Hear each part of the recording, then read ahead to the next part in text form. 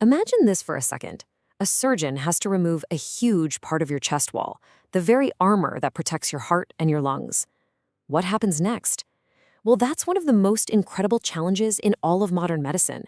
Not just closing a hole, but literally rebuilding a living, breathing part of the human body from the inside out. So that brings up a really fundamental question. How in the world do you replace bone, muscle, and tissue in a way that's strong enough to protect our most vital organs, but also flexible enough to let us breathe? That's the amazing challenge we're going to dive into today.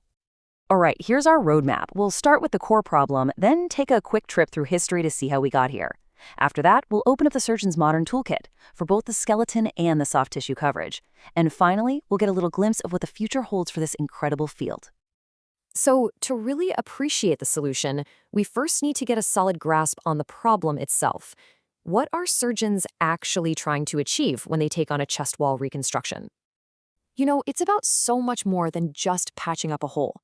First, they have to restore the rigid structure of the rib cage. That's job one, to shield the heart and lungs. And crucially, to stop the lung itself from bulging out of the chest. That's called herniation. They also have to get rid of any empty dead space where fluid could collect and cause a really dangerous infection.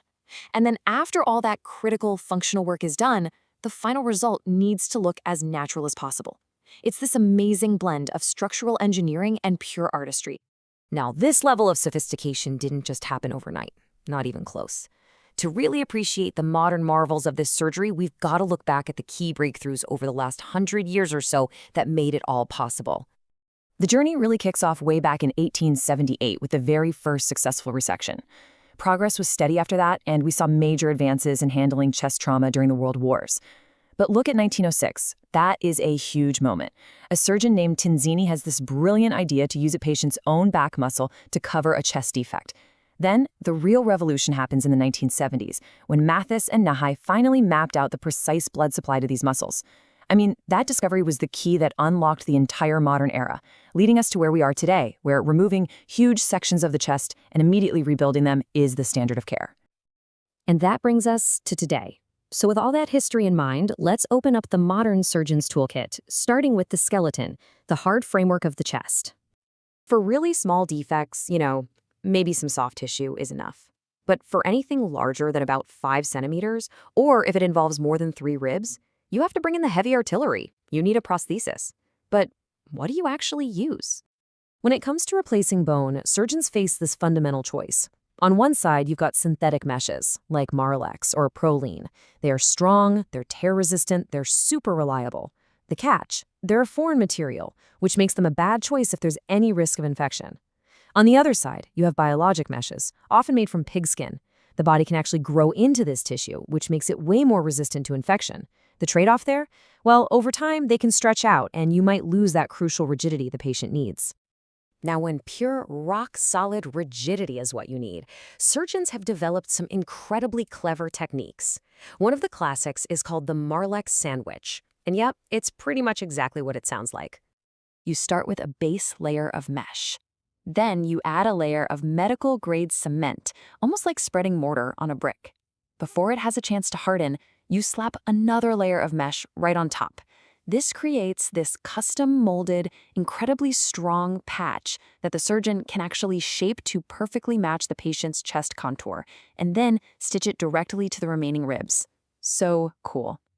But of course, the innovation didn't stop with meshes and cement. Today, the toolkit is even more advanced. Surgeons now have titanium plates and systems, like the Strato system, that basically act like an internal brace. They lock right onto the ribs, providing incredible stability while still allowing for the natural movement of breathing. And a huge advantage of titanium is that it doesn't interfere with MRIs, which is absolutely critical for a patient's follow-up care. They can even build brand new neo-ribs from scratch using pins and cement. Okay, so the scaffolding is in place, the framework is built, but you can't just leave a titanium frame exposed to the world, right? The crucial next step is covering that new skeleton with healthy, living, vascularized tissue. This is where muscle flaps come in. The surgeon basically borrows a muscle from another part of the patient's body, keeps its main blood supply attached, and then moves it to cover the defect. This table shows you the 3 heavy hitters: the latissimus dorsi, that huge muscle in your back, the pectoralis major, your main chest muscle, and the rectus abdominis, one of your abdominal six-pack muscles. Each one is like a specialized tool for a different part of the chest. The latissimus dorsi, that big back muscle, is known as the workhorse for a very good reason. Its sheer size gives you this huge, reliable paddle of living tissue that can be rotated to cover defects on the front, the side, or the back of the chest. It is the go-to solution for a massive range of problems. Now, the pectoralis major, your main chest muscle, is the perfect candidate for defects right in the center of the chest. Because it's right there and it's got this great fan-like shape, surgeons can detach the outer edge, swing the muscle inward, and use it to cover the sternum or your breastbone. Sometimes they'll even bring both pectoralis muscles in to meet in the middle. The creativity of plastic surgery is just brilliantly on display with this next one. For lower chest defects, surgeons can actually take one of the rectus abdominis muscles, one of your six-pack muscles, keep its top blood supply connected, and tunnel it right up from the abdomen to cover the lower part of the sternum. They're literally borrowing a muscle from the abdomen to rebuild the chest. It's just incredible.